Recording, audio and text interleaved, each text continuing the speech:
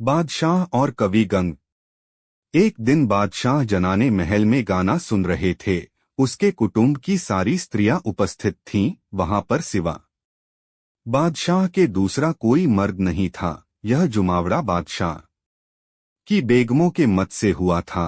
उनका विचार था कि बादशाह प्रेम में फांसकर कुछ दिनों तक महल में रखें जाए। उनका उद्योग भी कुछ दो सफल होते दिखलाई पड़ा। बादशाह उनके प्रेम में फंस गए। एक बेगम जिसका कोकिल कंठा नाम था, सबके अंत में एक वियोग मिश्रित गजल गाना शुरू किया। उसकी ऐसी दीनता भरी गजल से बादशाह पिघल गए और उससे पूछे, इस गाने से तुम्हारा क्या तात्पर्य है? बेगम ने कहा, प्रभु आपका अधिकतर समय लड़ाई ही में बीतता है और यहाँ हम घर में पड़ी दो आपके वियोग की एक एक घड़ियों को वर्ष के समान काटती हैं। प्रभु क्या यह अनुचित नहीं है?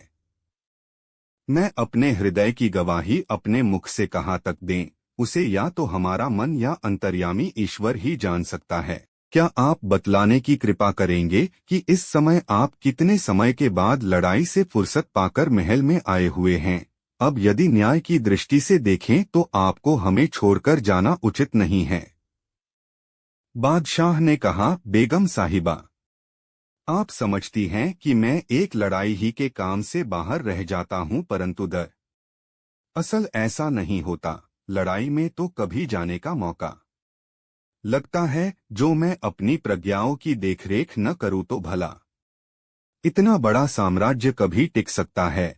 मेरी अपकीर्ति संसार में फैल जावे, 2-4 दिनों की तो तुम्हारी प्रार्थनाएं भले ही स्वीकृत को जा सकती हैं, परंतु 1 साल व 6 मास को गुंजाइश नहीं है। मेरी अयोग सेवाओं से चिढ़कर मेरे सरदार और शाहजादे मुझसे गदर मचा सकते हैं, फिर मैं कितनी कठिनाई में पड़ जाऊंगा। क्या कभी इस पर भी विचार दौड़ाती हो? हाँ, इतना भले ही कर सकता हूँ कि जो समय राजकीय कामों से बचाकर शिकार आदि में लगाता हूँ वह तुम्हारे पास ही रहकर बिताऊंगा। अब इससे अधिक और क्या चाहिए? बादशाह के ऐसे रूखे उत्तर से सकुचाकर बड़ी बेगम साहिबा ने कहा, प्रभु आप सारी बातें भले ही सही दो कहते हों, परंतु फिर यह भी विचार करें कि हम घर में रहने वाली बेगमों का दिन रात कैसे कटे? क्या हम पशु के समान बंधी पड़ी रहे? तब एक दूसरी बेगम बोली, प्रभु आपकी न्याय प्रियता सब पर विदित है। आप अपने छोटे से छोटे कर्मचारियों की प्रार्थनाएं सुनते हैं, तो क्या कारण है कि हम लोगों की न सुनेंगे? चाहे जो हो, आज तो हम आपको यहाँ से हिलने न देंगी। आगे हमारा प्रारब्ध जाने। सेखी करना भूल है, पर हम लोगों की बिना आज्ञा लिए आप कैसे जाएंगे? तीसरी बेगम मुस्कुराती और नेत्रों का बाण चलाती हुई बोली, आप लोग भी क्या हैं? हमारे स्वामी अपनी दयालुता के लिए विश्व विख्यात हैं। ये अब हमारी प्रार्थनाओं को मानकर आज से हम लोगों का साथ छोड़कर कहीं न जाएंगे। यदि तुम लोगों को मेरी बातों का विश्वास न हो तो मैं शर्त लगाने के लिए तैयार हूँ, जिसका जी चाहे मुझसे आकर हाथ मारे। चौथी बेगम हाव भाव दिख लाकर बोली, बहनों, स्वामी जी तो नाही करते ही नहीं हैं, आप लोग इतना आग्रह क्यों करती हैं? मौन्य स्वीकृति लक्ष्य नम उत्तर न देना ही स्वीकार कर लेना है। बादशाह इन स्त्रियों के नेत्र कटाक्ष और हाव भाव में बंध गए। किसे क्या उत्तर देना चाहिए इसका उन्हें कुछ भी ज्ञानन रहा और विवश होकर बोले, बेगमों, आप लोगों के प्रेम से मैं गदगद हो गया हूँ और आपको यकीन दिलाता हूँ कि अब तुम्हारे पास ही रहूंगा। बादशाह के मुख से इतना निकलना था कि बेगमें प्रसन्नता से उछलने लगों और उनके बहुतेरे नए नए नखरे और हाव भाव होने लगे। नित्य के नए नए प्रेम और नई नई मन बहलाव की बातों से बादशाह का मन ऐसा लग गया कि उन्हें अपने दरबार तक की सुध बुध न रही। राज में क्या होता है और क्या नहीं, इसकी कुछ भी चिंता न रही। कई महीनों का समय इसी प्रकार गुजस्त हो गया, परंतु विचारे दरबारियों को बादशाह की खोज करते ही बीत गया। उन्हें यहाँ तक भेद न मिला कि आखिरश बादशाह किस पर्दे में जा छिपे हैं। जनाने में रहने का तो हवा भी नहीं लगने पाई थी। इधर राज्य में गदर हो जाने की आशंका उत्पन्न हो गई। ऐसी दशा में दरबारियों को बादशाह का अभाव बहुत खलने लगा। बेगमें दरबारियों से बड़ी सतर्क थीं। वे सब पहले ही से दृढ़ संगठन कर चुकी थीं कि बादशाह का भेद दरबारियों को न मिलने पावे, नहीं तो हमारे रंग में भंग डालने को उद्यत हो जाएंगे और कोई न कोई चाल चलकर स्वामी को हमारे कब्जे से बाहर निकाल ले जाएंगे। बादशाह प्रेम पास में ऐसे जकड़ गए थे कि उन्हें इतना भी गम नहीं था कि कहाँ सुबह हो रहा है और कहाँ शाम। बेगमों को अन्य दरबारियों से तो उतनी चिंता न थी, परंतु बीरबल और गंग कवि का उन्हें बराबर खटका बना रहता था। उनको विश्वास था कि यदि इन दोनों में से एक को भी किसी प्रकार से बादशाह का महल में होना विदित हो जाएगा तो ये हाथ मारकर बादशाह को हमारे कब्जे से बाहर निकाल ले जाएंगे।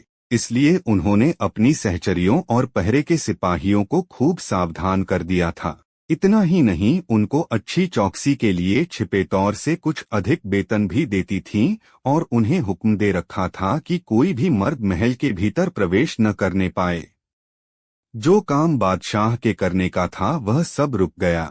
बाहर बाहर से कितने ही राजदूत आए, परंतु उन्हें गद्दी खाली मिली। इस घटना को देखकर वे बहुत ही चकराए। इधर नगर निवासियों के चेहरे पर भी कालिमा का पर्दा पड़ने लगा।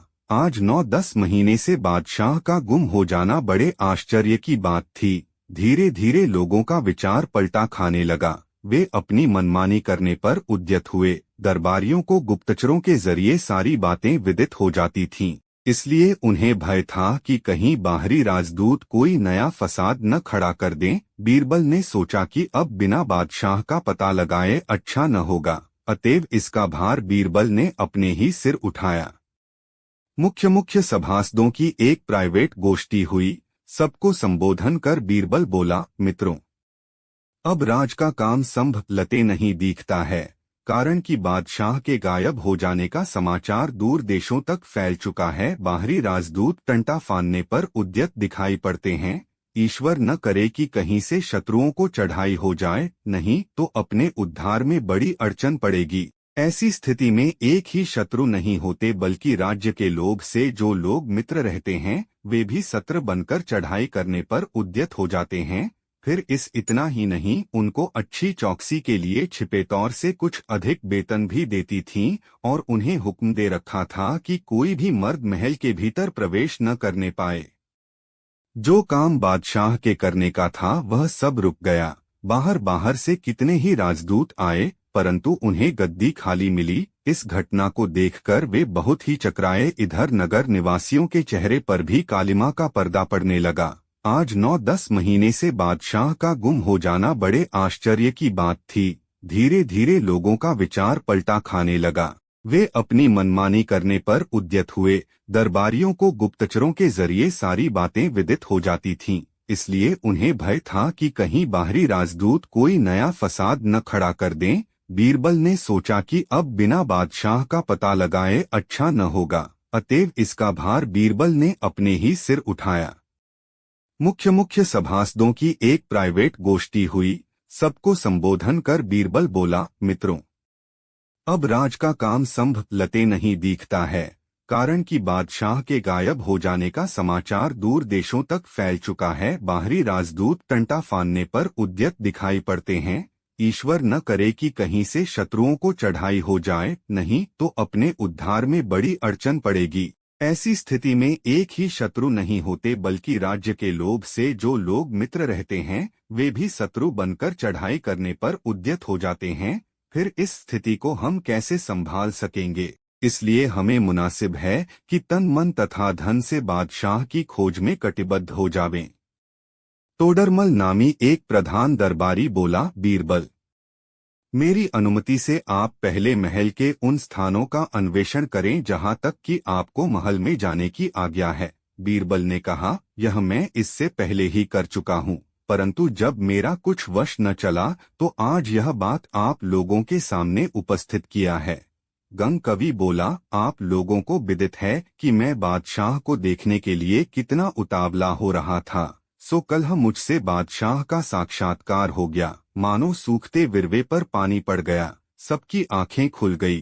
बीरबल ने पूछा, आपने बादशाह को कहाँ पर देखा था? गंग ने उत्तर दिया, वह दिलाराम बेगम के कमरे में सोए थे। बीरबल ने कहा, ठीक है, बेगम ने बादशाह को मोहित कर लिया है। भला ऐसी दशा में बादशाह दरबार में कैसे आ सकते हैं?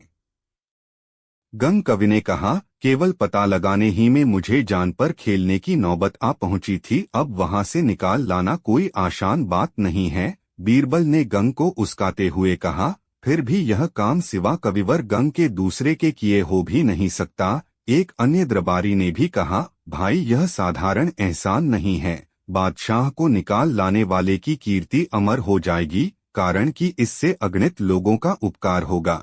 गंगजी तुरंत कार्य संपादन के लिए अग्रसर होइए। गंग बोले, क्या खूब जान पड़ता है कि आप लोग मेरा ही प्राण लेने को उद्यत हुए हैं। खानखाना अब तक चुप्पी साधे हुए था, परंतु गंग को कच्छ डियाते देखकर बोला, गंगजी इसमें आपके लिए कोई भय करने की बात नहीं है। यदि बादशाह क्रोधित भी रहेंगे तो आपकी तरफ देखते ही पानी दो हो जाएंगे। यह कोई साधारण काम नहीं है, इससे आपको एक बड़ा एहसान मिलेगा। गंग बोला, क्या आप लोग उन बेगमों को कुछ कम समझते हैं जो बादशाह को अपने प्रेम फांस में जकड़कर आज 10 महीनों से गुम किए हुए हैं? यदि वे मुझसे रुष्टा होकर बादशाह को उल्टा सीधा समझा देंगी तो बादशाह मेरी जान लेने पर उतारू हो जाएंगे, मेरे बाल बच्चे बिलबिलाकर बेमौत मरेंगे। बादशाह को महल से बाहर निकाल लाना शेर का सामना करना है। बीरबल बोला, गंगजी मैं आपको विश्वास दिलाता हूं कि यदि अब की बार बादशाह उन बेगमों के हाथ से छूटे की समझ लेना कि फिर वे उनके हाथ न लगेंगे। इस बार हो उन सबों ने उन्हें कैसे फंसा लिया, मुझे तो इसी पर बड़ा आश्चर्य आ रहा है। 199 अब राजा टोडरमल की बारी आई। वे बोले, कविवर आपको हतोत्साह होना शोभा नहीं देता। यह काम कवियों का ही है कि दूसरों को उत्साह देते हुए लड़ाई में स्वयं अपना प्राण भी विसर्जन कर देना। इसके अनेकों प्रमाण पुस्तकों में भरे पड़े हैं। लड़ाई में प्राण देकर हमारे प्राचीन कवियों ने केवल थोड़े से आदमियों की जीवन रक्षा की होगी, यहाँ तो समस्त भारत को काल की गाल से बचाना है। आप धैर्य से काम लें, कामयाबी आपके ही द्वारा हासिल होगी। इस महान पुण्य का भागी होना विधाता ने आप ही के कर्म में लिखा है। बीरबल गंग को प्रोत्साहित करने के लिए फिर बोला, हमारे कवि सम्राट तो सदा से सूरमा हैं, इस बार न जाने क्यों इनका मन कदा रहा है। क्या राज का प्रबंध उलटने वाला तो नहीं है? हरेच्छा भावी बड़ी प्रबल होती है। एक गंग से चुप न रहा गया। वे बोले, दीवान साहब अब कुछ न कहो, आपके बोलने से मेरा कलेजा फड़कने लगता है। आपने कोई जादूगरी तो नहीं सीख रखी है, या आपकी वाणी में कोई मोहनी शक्ति तो नहीं घुसी हुई है? मैं आपकी बातें सुनते ही आपके फेर में आ जाता हूँ। टोडरमल ने कहा, देखो गंग, मोहनी सोहनी कहना तो टाल मटोल की बातें हैं। अब आपको अपना विचार स्पष्ट कर देना चाहिए, या तो हाँ करो वा नाही करके सारा बखेड़ा दूर कर दो। गंग बोले, क्या खूब आप सब लोग एक मत होकर मेरे पीछे पड़ गए हैं, परंतु स्मरण रखना कि इस बार प्राण लेने देने की बारी है। जब सर कटाने की दशा उपस्थित होगी तो क्या उस समय भी मेरी रक्षा करोगे? एक बीरबल ने सबको इशारा किया, जिस कारण सब सभासद एक साथ हामी भरने को तैयार हो गए। बीरबल बोला, कविवर आपका एहसान इस सभासदों पर सबसे बढ़कर होगा। क्या इतने लोगों के कहने पर बादशाह विचार नहीं करेंगे? टोडरमल ने कहा, गंगजी अब तत्काल बादशाह को महल से निकाल लाने का उपाय करो। गंग बोला, मैं दीवान बीरबल और राजा टोडरमल प्रभृत सभी दरबारियों से आग्रह पूर्वक निवेदन करता हूं कि इस समय मेरा दिल और दिमाग काम नहीं करता है, अतएव इस समय यश प्राप्ति के लिए कोई दूसरा दरबारी बीड़ा उठावे। मेरी सम्मति में तो ऐसा आता है कि बीरबल, मानसिंह, टोडरमल और खानखाना प्रभृत कोई भी दरबारी इस काम का भार अपने सिर ले तो अति उत्तम हो। राजा टोडरमल बड़ी चिंता में पड़ गए। उन्होंने विचार किया कि जिस बात को हम लोग घंटों परिश्रम कर इतने ऊंचे पहुंचाया था, वह थोड़े ही में गिरना चाहती है। यदि सचमुच में गिर ही गई तो यह आज की सभा निष्फल हो जाएगी। उन्होंने कहा, जो काम जिसके करने का है वही उसके करने का असली हकदार है। कविवर यह काम कवियों का है, इसे की दूसरा नहीं कर सकता। गंग कवि इस बार बिल्कुल निरुत्तर हो गया। असल में बात भी सही थी। सही के आगे हरेक विचार वान पुरुष को झुकना पड़ता है। उसने हामी भर लो और बोला, चाहे जैसे भी हो, अब बादशाह को जनाने महल से बाहर निकाल कर ही दम लूंगा। समस्त दरबारी आनंद विह्वल हो गए। इस खुशखबरी के उपलक्ष्य में सबों ने ईश्वर पूजा करने की मनौती मानी। इसके पश्चात सभा का काम बंद हुआ। लोग दूसरे कार्यों का संभाल करने लगे। उधर गंग की और ही हालत थी। उसने विचार किया कि जो काम मुझे ही करना जरूरी है, उसमें व्यर्थ आगा पीछा करना उचित नहीं। मैं इस कार्य को आज ही संपादन करूंगा। यह राज दरबार है, गुप्तचर बराबर लगे रहते हैं। कहीं यह सुराख बेगमों को लग गई तो फिर काम होना असंभव हो जाएगा। वे बादशाह को ऐसी गुप्त कोठरी में छिपा देंगी कि वहां तक मेरा पहुंचना ही कठिन हो जाएगा। फिर एक कवि की ऐसी युक्ति भी है, कोल करे सो आज कर, आज करे सो अब, पल में परलय होएगो, बहुरी करोगे कब। गंग का ऐसा विचार करना झूठा नहीं था। वह बेगमों के नस नस से वाकिफ था। दूसरे स्त्रियों के भेद भावों का पूर्ण ज्ञाता भी था। प्रातःकाल ही अपने कार्य साधन का निश्चिंत कर जब अर्धरात्रि का अमला आया तो अपनी पोशाक बदलकर भयावनी सूरत बना ली। दिन में ही एक काला बुर्का और एक हाथ भर की काली टोपी सिलवा दुरुस्त करवा लिए था। जब मध्य रात्रि आई तो बुर्का और टोपी को धारण कर हाथ में एक मोटा सा लठ बांध घर से बाहर निकला। एक हाथ में माला भी लटक रही थी। उसने अपनी सूरत राक्षस की बनाई थी। रास्ते में लोगों से साक्षात्कार न हो जाए इस भय से हटता बढ़ता निर्धारित स्थान की तरफ अग्रसर हुआ। जनाने बाग के द्वार पर पहुंचकर आगा पीछा सोचने लगा। उसके मन में यह समाई कि अगर सदर फाटक से चलता हूं तो निश्चय है कि पहरे वालों से मुठभेड़ हो जाएगी। अतएव गुप्त द्वार से चलने में ही कल्याण दीख पड़ता है। तदर्थ उसने गुप्त द्वार का ही आश्रय लिया। रात्रि का चतुर्थ पहर था। लुकते छिपते वह एक ऐसी जगह जा पहुंचा जहां से हल्का प्रकाश बाहर को आ रहा था। बादशाह पाखाने से निवृत्त होकर दातून कर रहा था। उसके चारों तरफ बारांगनाओं की चौकी थी। बादशाह का आनंद उपभोग देखकर गंग चकरा गया और मन ही मन सोचा, भला ऐसा कौन त्यागी होगा जो ऐसा इंद्रभवन का उपभोग त्याग कर दुनिया के बखेड़ों में फंसकर जीवन व्यतीत करेगा। किसी के आनंद में बाधा पहुंचाने से बड़ा प्रायश्चित लगता है, परंतु क्या करूं, मैं तो कर्तव्य की बेड़ी पहन चुका हूं। मुझे तो उसका निर्वाह करना ही पड़ेगा। फलदाता ईश्वर है, उसे जो पसंद होगा करेगा। ऐसा संकल्प विकल्प कर अपने मन को भली भांति पक्का कर लिया। फिर खिड़की के समीप पहुंचकर एक गहरी ललकार देकर बोला, ऐ बादशाह, तू अभी तक अपने को मनुष्य समझकर अचेत पड़ा है, परंतु बाहर के लोग तुझे घोड़े और गधे की उपाधि वितरण कर रहे हैं। क्या तुझे इसका भी कभी ध्यान आता है? मौका है, अब भी संभल जा। इतना कहना था कि वह बड़ी तेजी से निकल भागा। उसके भागने की गति इतनी तेज थी कि चाहे कोई कितना ही दौड़ा क्यों न होता, परंतु उसका हाथ नहीं मार सकता था। बादशाह भीतर से पुकार कर बोले, अरे कोई है, इस नालायक को अभी जान से मार डालो। बादशाह को गंग ऐसा प्रख्यात कवि का शब्द ज्ञात था। उसकी आवाज से उसने गंग का होना निश्चित किया और उसके कहने का भावार्थ भी उनकी समझ में आ गया। लेकिन यहाँ कौन आकर बोल गया, यह उनके मन में स्थिर न हो सका। वह भलो भांति से जानते थे कि इस स्थान पर आने में पशु पक्षी तक भयभीत होते हैं, भला कोई मनुष्य कैसे आ सकता है। उधर विचारा गंग प्राण लेकर भागा तो सही, परंतु फिर भी चौकीदारों की हद से बाहर नहीं जा सका। आखिरश पकड़ा ही गया। चौकीदारों ने देखा कि यह तो कविवर गंग हैं, इनका यहाँ आना मतलब से खाली न होगा। अगर कोई चोर घुसा होता तो हम उसे मार डालते, परंतु इनको मारना उल्टे हम लोगों का प्राणघातक होगा। वे उसे सजीव छोड़ दिए। विचारा गंग कैद कर लिया गया। बादशाह क्रोध से तमतमाया हुआ महल से बाहर निकला। बेगमों ने हरचंद उन्हें रोकने की कोशिश की, परंतु किसी की एक न सुनी। कवि गंग की घोड़े और गधे वाली उपमा उनके मन में उबल रही थी। बेगमों को अपने दरबारियों की इस हरकत पर बड़ी नाराजगी हुई और वे उन्हें लाखों प्रकार की बद्दुआएं देने लगीं। अंत में यह जानकर उन्हें कुछ तसल्ली हुई कि जिसने हम लोगों के रंग में भंग डालकर बादशाह को बाहर निकाला है, उसका प्राणदंड की सजा मिलेगी। और आज से सब पर निश्चित किया और उसके कहने का भावार्थ भी उनकी समझ में आ गया। लेकिन यहाँ कौन आकर बोल गया, यह उनके मन में स्थिर न हो सका।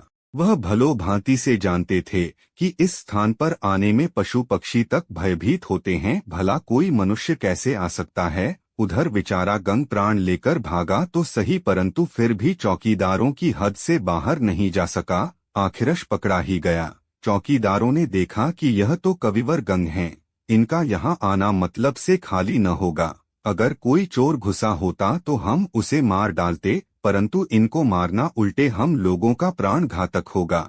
वे उसे सजीव छोड़ दिए। बेचारा गंग कैद कर लिया गया। बादशाह क्रोध से तमतमाया हुआ महल से बाहर निकला। बेगमों ने हरचंद उन्हें रोकने की कोशिश की, परंतु किसी की एक न सुनी। कवि गंग की घोड़े और गधे वाली उपमा उनके मन में उबल रही थी। बेगमों को अपने दरबारियों की इस हरकत पर बड़ी नाराजगी हुई और वे उन्हें लाखों प्रकार की बद्दुआएं देने लगीं। अंत में यह जानकर उन्हें कुछ तसल्ली हुई कि जिसने हम लोगों के रंग में भंग डालकर बादशाह को बाहर निकाला है, उसका प्राणदंड की सजा मिलेगी और आज से सब पर विदित हो जाएगा कि ऐसा कर्म करने वाले की कैसी दुर्गति होती है।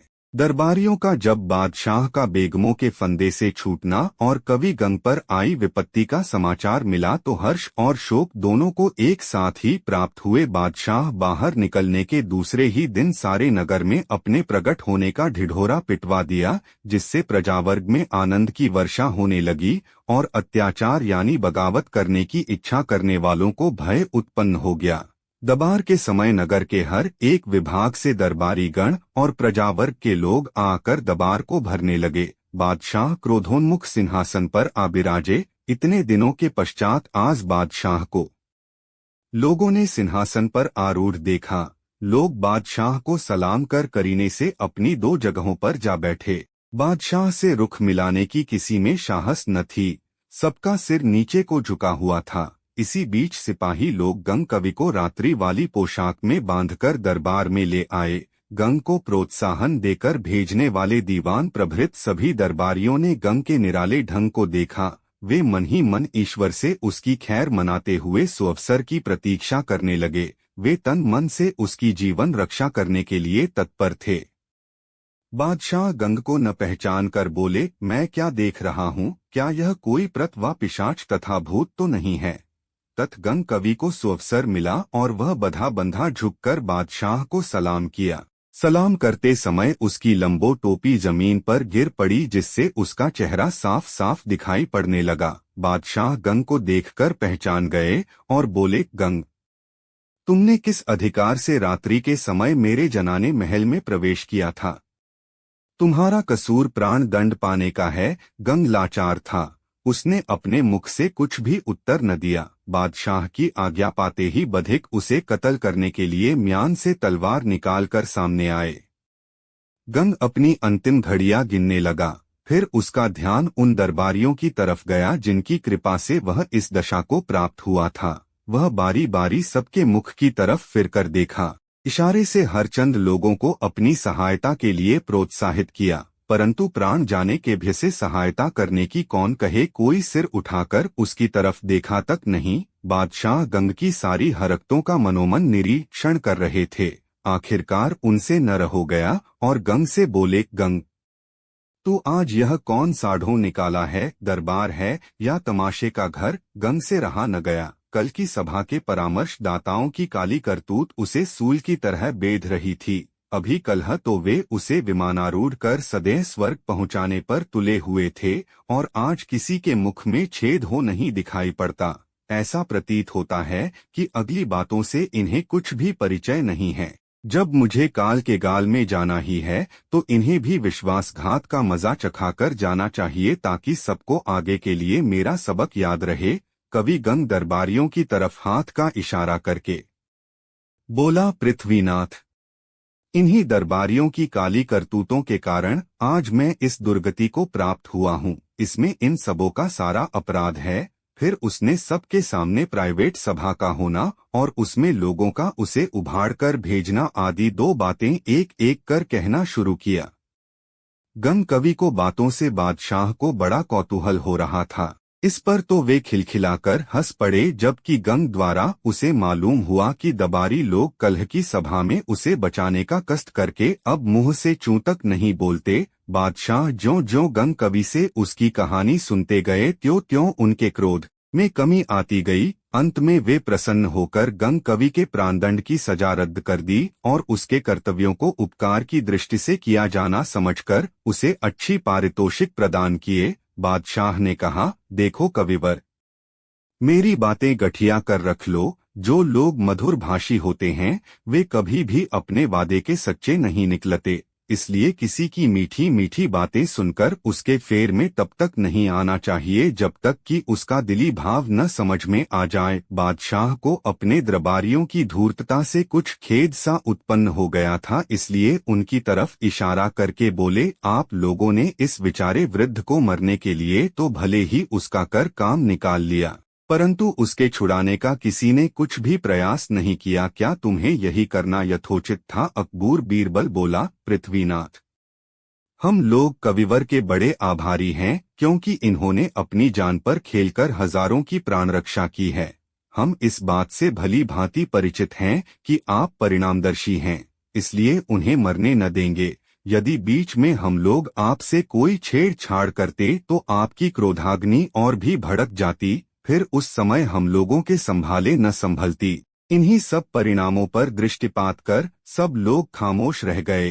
फिर यह काम समाप्त कर बादशाह पिछड़े राजकीय कामों के करने में तत्पर हुए और पहले के समान बराबर दरबार में उपस्थित होकर सारे पिछड़े हुए कामों को थोड़े दिनों में ही संभाल लिया। दरबारियों की इस चातुर्यता से आतंक फैलाने वालों का सिर नीचा हो गया। यकीन शाह पीर आज बादशाह अपनी वर्षगांठ मना रहा था। दूर दूर के लोग इस उत्सव में अपना दो तोहफा लेकर आए हुए थे। एलचियों की तो मानो भरमार हो रही थी।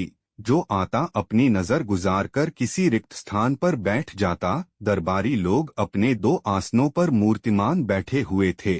शामियाने के अंदर वेश्याओं का गान और वाद्य भी साथ ही साथ होता जा रहा था। बादशाह अपने दरबार की सजावट देखकर बड़ा प्रसन्न हुआ, क्योंकि उसे अपने दरबारियों की बुद्धि और कला विशेषता पर बड़ा गर्व था। उसका ख्याल था कि उसके मंत्री के समान बुद्धिमान कहीं दुनिया के पर्दे में दूसरा मंत्री नहीं है। बादशाह के दरबार में फकीर और मौलवियों का जमघट लगा हुआ था, क्योंकि आज उसने हजारों फकीर जिमाए थे और बहुतेरों को मुंह मांगा दान दिया था। इसी समय बादशाह का सबसे बड़ा पीर आया। बादशाह ने भी पीर साहब की बड़ी आव भगत की और उन्हें सर्वोत्तम पदार्थ भेंट में दिया। हर तरफ प्रसन्नता का साम्राज्य था। जिधर देखो उधर लोग बादशाह को दुआ देते सुनाई पड़ते थे। इस नजारे को देखकर बीरबल हंस पड़ा। उसकी हंसी से बादशाह को नाराजगी तो नहीं हुई, परंतु वह कुछ क्षुब्ध सा अवश्य हो गया। जब सब लोग चले गए तो बादशाह ने बीरबल से पूछा, क्यों बीरबल, बतला सकते हो कि पीर बड़ा होता है वा यकीन? बीरबल ने उत्तर दिया, पृथ्वीनाथ, यकीन बड़ा हक होता है। बादशाह ने बीरबल की बात काट दी और बोला, भला कभी पीर से बढ़कर यकीन भी हो सकता है? बिना पीर के हुए विश्वास कैसे होगा? बीरबल ने कहा, नहीं शाहनशाह, यकीन ही पीर से बड़ा है। बादशाह उसके इस उत्तर से कुछ झल्लाकर कहा, बीरबल, यह तू क्या कहता है? कहीं पीर की मानता करने से वह नाखुश होता है? बीरबल बोला, पीर पर विश्वास करने से फल मिलता है। हम हिंदू मूर्ति का पूजन करते हैं, परंतु वह मूर्ति हमें फल नहीं देती, बल्कि उस पर विश्वास करने से हमें देवताओं द्वारा फल मिलता है। बादशाह को बीरबल के ऐसे उत्तर से संतोष नहीं हुआ। तदर्थ क्रोधित होकर बीरबल से कहा, तुमको प्रमाणों द्वारा सिद्ध कर दिखाना होगा कि पीर से आस्था बड़ी है। बीरबल बोला, मुझे स्वीकार है। बादशाह ने कहा, इसी वक्त सिद्ध कर दिखलाओ। बीरबल ने उत्तर दिया, पृथ्वीनाथ, यह काम इतना सरल नहीं है, इसके लिए अवकाश मिलना चाहिए। बादशाह बोला, अच्छा, तुझे इसके लिए 1 महीने की मोहलत दी जाती है, परंतु ध्यान रहे कि अगर इतने समय में सिद्ध न कर सकोगे तो तुम्हारी गर्दन उड़ा दो जाएगी। बीरबल ने कहा, मुझे स्वीकार है। उस दिन का काम समाप्त हुआ। बीरबल बराबर अपना कार्य पहले सा करने लगा। जब उसे मालूम हुआ कि अब बादशाह का दिल दूसरी बातों में बहल गया है, तो 4-5 दिनों का अंतर देकर बादशाह के पैर का एक पधाई जूता चुरा ले गया। वह उस जूते को शाल के टुकड़े में भली भांति ढककर नगर के बाहर एक एकांत जगह में छिपा कर रख आया। दूसरे दिन उसको एक कब्र के अंदर रख ऊपर से 3 पत्थरों को ऐसी विधि से रख दिया कि वह एक खासी कब्र बनकर तैयार हो गई। बाद को एक मुसलमान को नौकर रखकर उसका मुजावर बनाया। उसको हिदायत की कि जब कोई इसके निस्बत तुमसे पूछे तो कहना कि यह मकबरा यकीन शाह पीर की है, और बराबर लोगों में इसकी सिद्धताई की चर्चा भी करते रहना। मुजावर ने बीरबल की आज्ञानुसार उस मकबरे का यकीन शाह पीर के नाम से नया नया ढोग रचकर प्रचार करने लगा। धीरे धीरे यह बात सारे नगर में फैल गई। तमाम स्त्री पुरुष उस पर मानता मानने और चढ़ाने के लिए आने लगे। ईश्वर की कृपा से जंगल में मंगल हो गया। यह बात फैलते 2-1 दिन बादशाह के कान तक पहुंची। जैसा दुनिया का कायदा है, दरबारी लोग सुई की जगह फार से काम लिया, यानी बादशाह से यकीन शाह पीर की बड़ी सिद्धताई बखान की। कुछ लोगों ने तो बादशाह से यहाँ तक बतलाया कि आपके बाल्यावस्था में आपके पिता हुमायूं ने भी इस पीर साहब की मानता की थी, और पीर साहब की कृपा से उन्हें बड़े 2 कायों में सफलता भी प्राप्त हुई थी। बादशाह लोगों के भड़काने में आ गया। उसने मन में संकल्प किया कि किसी दिन में भी चलकर पीर साहब की दरगाह पर सिरनी चढ़ाऊंगा। एक दिन जब वह सवेरे सोकर उठा तो उसके मन में एकाएक पीर की दरगाह पर जाने की समाई। तुरंत चंद मुसाहिबों के साथ सवारी पर चढ़कर वहां पहुंचा। वहां की कुछ और ही हालत हो रही थी। कितने ही लोगों की भीड़ लगी हुई थी। एक छोटी सी बाजार लग थी। बादशाह को उस स्थान के देखने से बड़ी प्रसन्नता हुई। वह अपने दरबारियों के सहित यकीन शाह पोर को बड़ी विनम्रता से प्रणाम किया। बीरबल चुपचाप खड़ा रहा। बादशाह ने बीरबल से कहा, सब लोगों ने तो पीर को प्रणाम किया, परंतु तुमने नहीं, सो क्यों? तुम्हें भो मुनासिब है कि पीर साहब को प्रणाम करो। बीरबल ने कहा, मैं प्रणाम करने को तैयार हूँ, परंतु आपको भी मेरो एक बात माननी पड़ेगी, यानी पीर से आस्था को ही प्रधान कहना पड़ेगा। बादशाह ने उत्तर दिया, मैं इस समय भी यही कहने को प्रस्तुत हूँ कि आस्था से पीर बड़ा है, और तुम्हारे सामने ही इस बात की मनौती भी करता हूँ कि यदि मैं प्रताप सिंह पर विजय प्राप्त कर लूंगा तो इस कब्र पर मखमली चादर बिछाऊंगा और मलीदा चढ़ाकर यहीं पर मौलवी और फकीरों को खाना खिलाऊंगा। बादशाह और दीवान इस विषय पर वादा विवाद कर ही रहे थे कि उसी के दरमियान एक सवार तेजी से घोड़ा दौड़ाता हुआ आया और बादशाह को सलाम कर बोला, पृथ्वीनाथ, शाहजादा सलीम ने कहलाया है कि मेवाड़ का राजा प्रताप सिंह ने अपनी हार स्वीकार कर लो है, और आशा है कि कुछ ही देर बाद मेरे अधीन भी हो जाएगा। इस आनंदवर्धक समाचार को सुनकर बादशाह के रोम 2 प्रफुल्लित हो गए और बीरबल को नीचा दिखलाने के अभिप्राय से बोला, कहो अब भी आस्था को पीर से प्रधानता देने को तैयार हो वा नहीं? देखो इधर मनौती की और उधर से शुभ समाचार आ पहुंचा। बीरबल बोला, पृथ्वीनाथ, बिना आस्था के हुए आपने पीर पर मन्नत नहीं की थी। यदि आपकी पीर पर आस्था न हुई होती तो आप कदापि मानता न मानते। मुख्य आस्था ही है।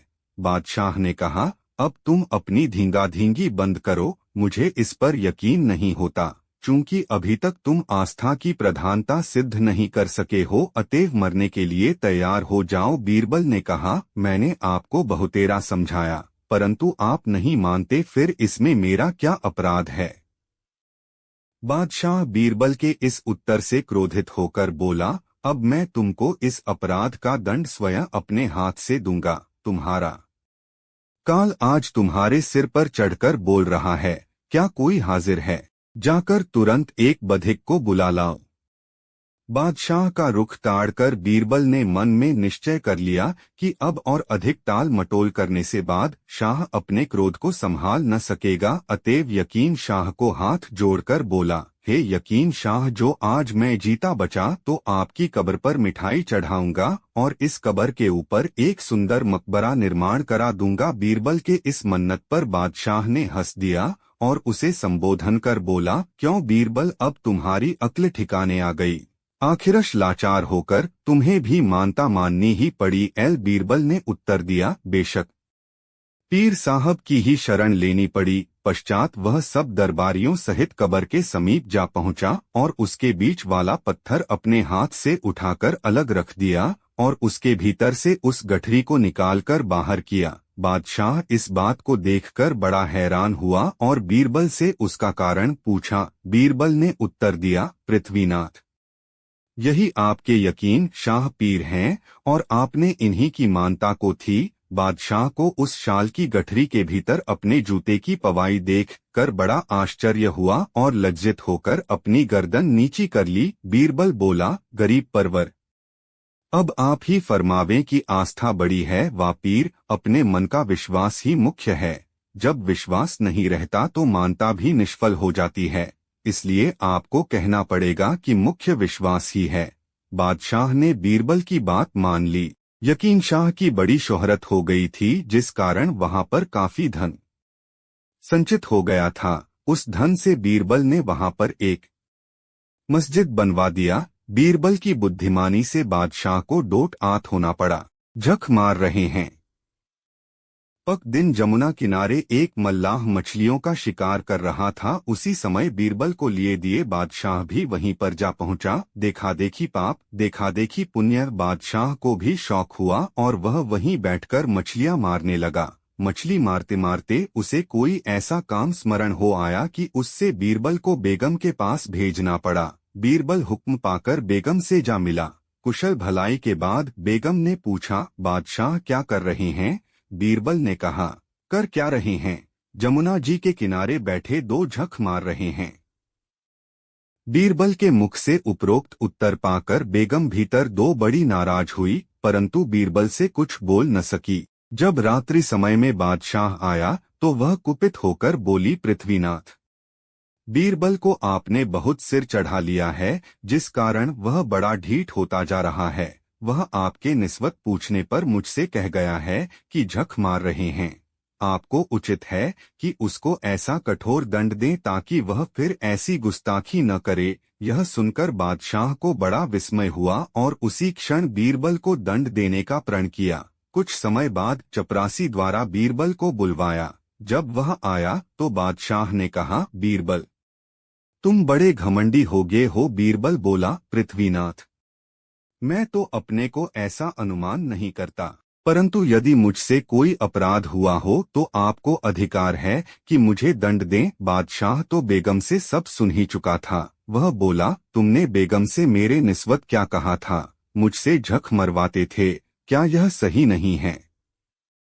बीरबल बाद हाथ जोड़कर बोला, पृथ्वीनाथ, मेरो गुस्ताखी माफ की जावे तो कहूँ। मेरी जबान में यानी संस्कृत में मछली को झक कहते हैं और आप उस समय मछली ही मार रहे थे, अतएव मैंने बेगम के पूछने पर आपको झक मारना बतलाया था। बीरबल के इस उत्तर से बादशाह और बेगम दोनों ही प्रसन्न हो गए और बीरबल को पुरस्कार देकर विदा किया।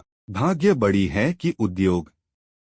एक दिन बादशाह ने अपने दरबारियों से भरी सभा में पूछा, भाग्य बड़ी है व उद्योग? सब दरबारियों ने एक मत होकर बतलाया, पृथ्वीनाथ, उद्योग बड़ा है। परंतु बीरबल की राय सबसे भिन्न थी। वह अपनी तरफ से अकेला होकर बोला, महाराज, मेरी सम्मति से भाग्य बड़ी है। बादशाह ने बीरबल से पूछा, यदि उद्योग न किया जाए तो भाग्य क्या कर सकती है? भला उस मनुष्य को जो भाग्य के भरोसे बैठ रहे, कभी खाना नसीब हो सकता है? बीरबल ने उत्तर दिया, चाहे कोई कितना ही उद्योग क्यों न करे, परंतु जो बात उसके भाग्य में लिखी न होगी कदापि नहीं मिल सकती। यह सब देखते हुए भाग्य को ही प्रधानता मिलनी चाहिए। एक दरबारी को बीरबल की यह दलील बहुत खटकी और वह बादशाह से निवेदन कर बोला, पृथ्वीनाथ, जब बीरबल को भाग्य की प्रधानता मालूम है तो इसका कोई सबूत भी होगा। बादशाह ने झट बीरबल से पूछा, हाँ बीरबल, इस बात का कोई सबूत दो। बीरबल बोला, पृथ्वीनाथ, यह कोई ऐसी वैसी बात नहीं है जो कोई गांठ में बांधे फिर रहा हो और तुरंत खोलकर दिखला दे। आपकी ऐसी ही इच्छा है तो कुछ दिनों में सिद्ध करके दिखला दूंगा। उस दिन का कार्य समाप्त हुआ और लोग अपने दो घर गए। एक दिन बादशाह को जमुना में सैर करने की इच्छा हुई, अतएव कुछ दरबारियों को साथ ले एक खास नौका पर बैठकर यमुना जी में जल विहार करने लगा। बीच दरिया में पहुंचकर फिर उसे भाग्य और उद्योग वाली बात स्मरण हो आई। उसने बीरबल से कहा, क्यों बोरबल, अभी तुम्हारा दिमाग ठिकाने आया कि नहीं? बोलो, उद्योग को प्रारब्ध से प्रधान मानते हो वा नहीं? इस बार भी बीरबल ने पहले ही सा उत्तर दिया। बीरबल की इस हठधर्मी पर बादशाह चिढ़ गया और तत्क्षण अपने हाथ की अंगूठी निकालकर जमुना जल के मध्य में छोड़ दिया और बोला, अच्छा बीरबल, यदि अपनी भाग्य की प्रधानता से तू 1 मास के अंतर्गत यह अंगूठी मुझे न मिला सकेगा तो तेरी गर्दन उड़ा दी जाएगी। बादशाह के उस आकस्मिक कोप से सब लोग थर्रा गए। सब लोगों ने देखा कि यहाँ पर जमुना जी का जल बहुत गहरा है, यहाँ से अंगूठी का मिलना असंभव हो नहीं बल्कि नितांत असंभव है। अब बीरबल की जान नहीं बच सकती, परंतु बीरबल ने कुछ जवाब नहीं दिया। वह चुपचाप बैठा रहा। नाव किनारे पर आ लगी। घर लौटते समय बादशाह ने उस जगह अपने सिपाहियों की पहरा चौकी बांध दी ताकि बीरबल किसी प्रकार उस अंगूठी को जल से बाहर न निकाल सके। बीरबल प्रारब्ध के भरोसे चुप्पी साध कर बैठा रहा। जब 27 दिन व्यतीत हो गए तो बादशाह ने बीरबल से पूछा, क्यों बीरबल, अंगूठी मिली? बीरबल ने इनकार किया। तब बादशाह ने कहा, देखो बीरबल, अब भी उद्योग की प्रधानता स्वीकार कर लो, मैं तुम्हें माफी दे दूंगा। बीरबल ने उत्तर दिया, नृथवीनाथ, भाग्य के सामने उद्योग नहीं टिक सकता। मशल मशहूर है, घड़ी में घर जले 9 घड़ी भद्रा। अभी 3 दिन का समय और है, इतने में तो कितना उलट फेर हो सकता है। बादशाह के क्रोध रूपी अग्नि में और भी आहुति पड़ गई। वह एकदम क्रोधित हो गए। जब अवधि का दिन बीत गया तो चौथे दिन फिर बादशाह ने बीरबल से अपनों अंगूठी मांगी। बीरबल ने कहा, पृथ्वीनाथ, मेरे भाग्य से अंगूठी नहीं मिली। बादशाह क्रोधित होकर बोला, तब मरने के लिए प्रस्तुत हो जाओ। बीरबल तो पहले से ही कमर कस चुका था। वह बादशाह के सामने निर्भय खड़ा हो गया। उसकी मुस्के कसकर बांध दी गई। बीरबल की दशा पर बादशाह को फिर तरस आ गई और बोले, बीरबल, अब भी मौका है, तुम उद्योग की प्रधानता स्वीकार कर लो, मैं तुम्हें माफ कर दूंगा। बीरबल ने उत्तर दिया, गरीब परवर, मरते को मारना अच्छा नहीं। आप तुरंत मुझे मारे जाने की आज्ञा दीजिए। बादशाह ने कहा, अच्छी बात है, तब तो आगे ही आ रहा है। बादशाह ने वधिक को बीरबल को फांसी घर ले जाने की आज्ञा दो। वह घर मकान के चौक के पास ही बना हुआ था। बीरबल की यह दशा देख समस्त प्रजा घबरा ठड़ी, क्योंकि बीरबल के समय में सबको रामराज्य था। न राजा का जुल्म प्रजा पर चलने पाता था और न प्रजा का राजा पर। सबके चेहरे पर मुरदनी छा गई। बीरबल के घर वाले भी चुपचाप मलिन मुख किए सब कार्यकलाप देख रहे थे। वे अब अपना धैर्य कायमन रख सके और सबके सब सुसक सुसक कर रोने लगे। बीरबल फांसी के तख्ते पर चढ़ाया गया। नियम के अनुसार वधिकों ने बीरबल से पूछा, आपकी अंतिम इच्छा क्या है? उसको पूरी करने के लिए 10 मिनट का समय और दिया जाता है। बीरबल अभी कुछ कहने भी नहीं पाया था कि एक फकीर प्रकट हुए। उनको आते किसी ने नहीं देखा था, जिससे ऐसा प्रतीत हुआ मानो जमीन को फाड़कर प्रकट हुए हो। फकीर ने कहा, बीरबल, यह तुम्हारे फांसी का समय है, अतएव मरने से पहले एक पुण्य कर्म करता जा। यह सबेरे सबेरे का समय है और मुझे भूख बहुत लगी है, इससे तू मेरे भोजन का प्रबंध कर। इससे बढ़कर दूसरा दान नहीं है। सदा ऐसे लोग कहते आए हैं, मैं मछली खाना चाहता हूँ।